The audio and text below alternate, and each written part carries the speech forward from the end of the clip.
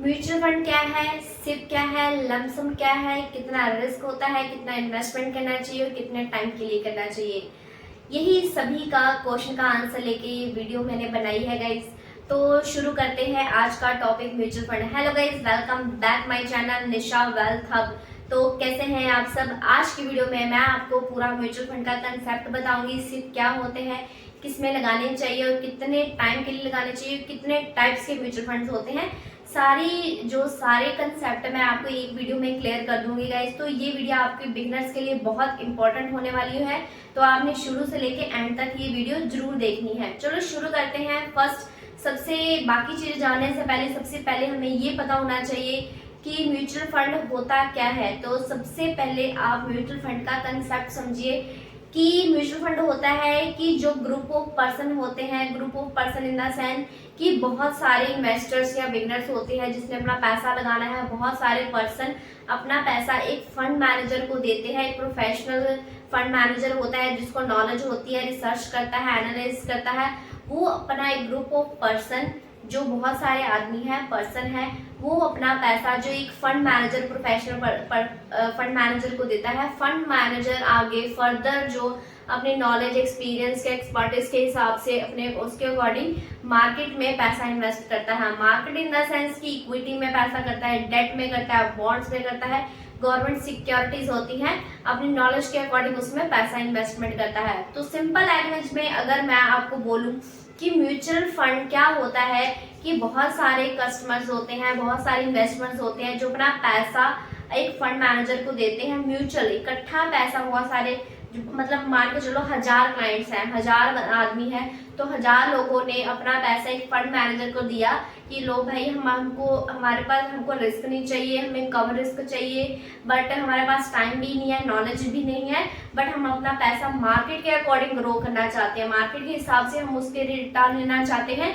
तो इसके लिए आप मेरा पैसा लीजिए और जो भी मार्केट के हिसाब से रिटर्न बनेगा वो हमें वापस कर देना।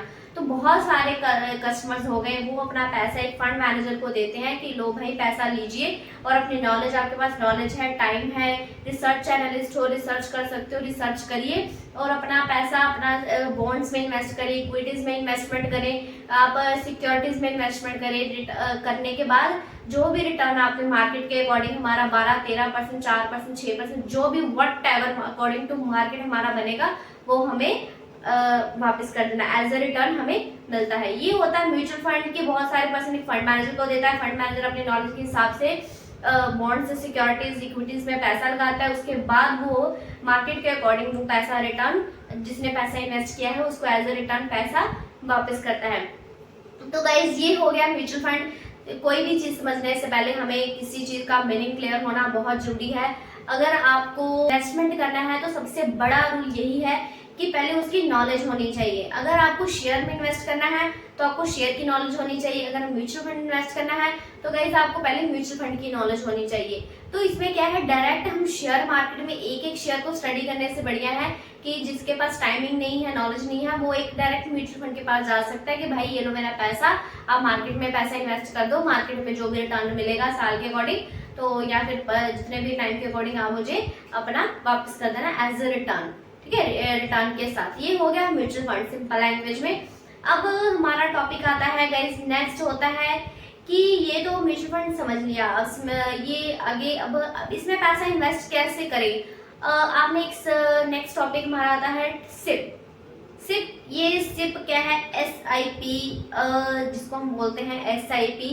तो SIP का मतलब होता है सिस्टमैटिक इन्वेस्टमेंट प्लान। ध्यान से समझिएगा, सिस्टमैटिक इन्वेस्टमेंट प्लान होता है सिप, और इसमें दो तरह से पैसा इन्वेस्टमेंट होता है कि एक होता है सिप के अकॉर्डिंग, एक होता है लमसम। तो हम दोनों चीजों को कंबाइन नहीं करेंगे, हम एक एक चीजों को समझेंगे। तो फर्स्ट आपका आता है सिप, कि सिप क्या होता है, कि सिस्टमैटिक इन्वेस्टमेंट प्लान होता है।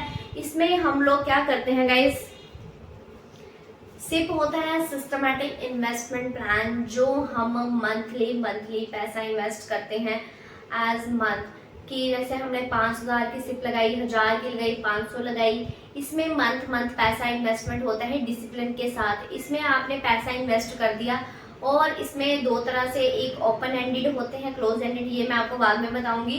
फर्स्ट आपको सिप समझना है कि सिस्टमैटिक इन्वेस्टमेंट प्लान होता है जो हम मंथ में पैसा देते हैं। हर महीने हम अपना एक फिक्स्ड डेट है उसको सिलेक्ट कर लेते हैं कि हर महीने हमने 30 तारीख को सैलरी आई, या बिजनेस कर रहे हैं, कुछ भी कर रहे हैं, उसके अकॉर्डिंगली आप जो 2 को, 4 को, 10 को, कोई भी आपने वॉट एवर डेट को सिलेक्ट कर लिया है, उस दिन को आपकी हर महीने जो अकाउंट से जो है सिप कट जाती है।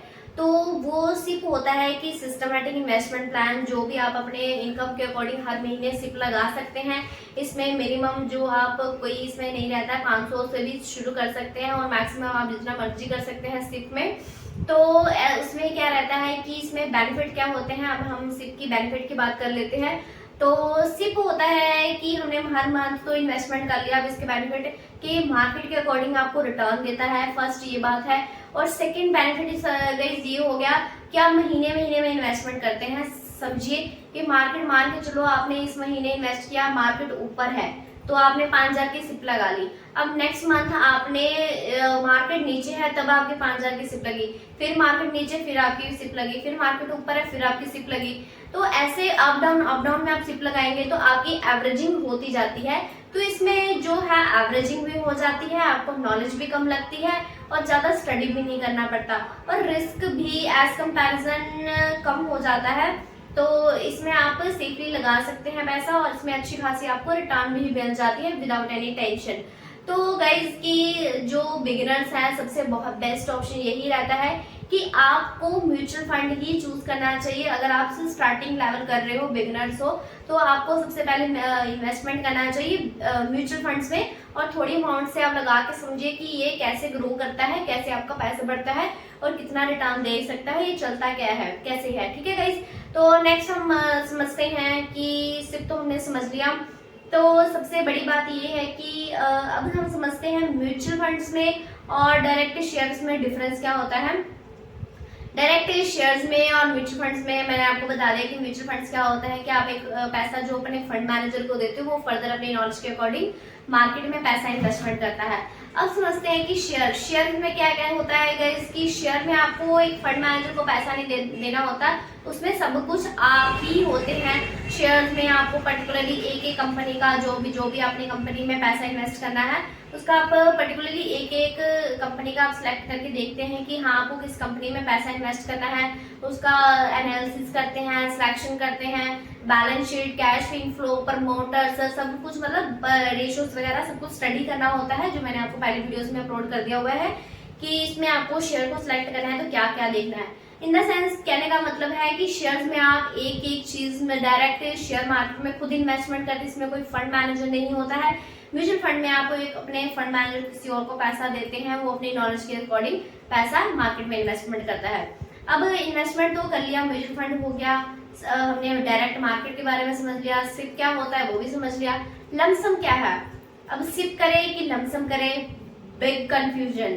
तो गाइस की सिप तो मैंने बता दिया कि सिस्टमैटिक इन्वेस्टमेंट प्लान होता है जो डिसिप्लिन के साथ हम हर महीने पैसा पे करते हैं, और मिनिमम 500,000 अपना इनकम के अकॉर्डिंग हम पे कर सकते हैं, मैक्सिमम अप टू यू। और लमसम का मतलब होता है इकट्ठा पैसा, 1 लाख, 2 लाख, 10 लाख, 20 लाख, इससे स्टार्ट होता है गाइस। तो जिसके पास मतलब जो कहता है कि मुझे महीने का नहीं करना, मुझे इकट्ठा पैसा इन्वेस्टमेंट करना है, तो इकट्ठा भी आप पैसा एफडी की तरह पैसा इकट्ठा भी आप पे कर सकते हैं। तो इसमें थोड़ा सा एक जैसे आपको बट इकट्ठा पैसा पे करना है तो इसकी एक टाइमिंग होती है, क्योंकि इसमें नेगेटिव्स भी होते हैं, पॉजिटिव भी होता है। मान के चलिए नेगेटिव वे में पहले मैं आपको पॉजिटिव वे बता देती हूँ कि पॉजिटिव वे में क्या हो सकता है गाइस, कि पॉजिटिव वे में लमसम जो चलिए आज ना जो वॉर चल रहा है मार्केट में, जो काफ़ी नेगेटिव न्यूज़ है ट्रम्प के रिलेटेड, तो उसके अकॉर्डिंगली मार्केट काफ़ी ज़्यादा डाउन है, क्रूड ऑयल दिन पर दिन बढ़ता जा रहा है। तो उसकी वजह से हमारी मार्केट जो 26,000 पे थी, अब 25,000 से 24,000 से 23,700-800 पे कल क्लोज हुई है। तो मतलब रेगुलर पे नीचे आई जा रही है, शेयर्स बहुत ज्यादा डाउन हो गए हैं, आपको डिस्काउंट पे मिल रहे हैं। मान के चलिए जो 8,000 का शेयर है वो 4,000 का, 3,000 का आपको as a discount half rate पे मिल रहा है। तो अब कहने का मतलब ये मैं डायरेक्ट आपको ये बताना चाह रही हूँ कि जैसे मार्केट अभी काफी डाउन है, तो जो मान के चलो 10 लाख 20 लाख जो भी amount X Y Z amount अपना इन्वेस्टमेंट करना चाहता है म्यूचुअल फंड में, तो वो अगर डाउन मार्केट में अपना पैसा ज़्यादा लगाता है तो जब मार्केट बढ़ेगी तो उसको अच्छी खासी रिटर्न मिल जाएगी। तो इसमें बेनिफिट ये हो जाता है। मान के चलिए कि अगर आप टाइमिंग नहीं देखते हैं तो बिना टाइमिंग के कोई भी टाइमिंग पे आप पैसा लमसम चाहिए कि भाई मेरे पास 50 लाख आया है, 1 करोड़ आया है या 10 लाख आया है, तो आपने क्या किया, वो पैसा जो है अपने म्यूचुअल फंड में पैसा इन्वेस्टमेंट कर दिया। तो उस केस में क्या रहेगा कि आपका जब मार्केट जब हाई होगा तो कोई भी टाइम पे आपने इन्वेस्ट कर दिया, जब मार्केट डाउन होगी तो पैसा आपका लमसम में पैसा डाउन आता है। तो इसमें क्या है, आपकी एवरेजिंग भी नहीं होती है, सिर्फ में आपका रिस्क भी कंट्रोल रहता है, आप हर महीने एवरेजिंग भी कर पाते हैं और अकॉर्डिंग टू मार्केट आपको एक्सपोजर भी मिल जाता है और आपका जो रिटर्न है एज एन कंपाउंडिंग मिल आपको एज ए रिटर्न आपका पैसा ग्रो करता है। तो गाइस ये होता है सिप, म्यूचुअल फंड्स, लमसम और डायरेक्ट शेयर्स में क्या होगा और म्यूचुअल फंड्स में क्या होगा। अब नेक्स्ट टॉपिक ये तो सारी चीजें समझ ली गाइस हमने। अब हमारा नेक्स्ट टॉपिक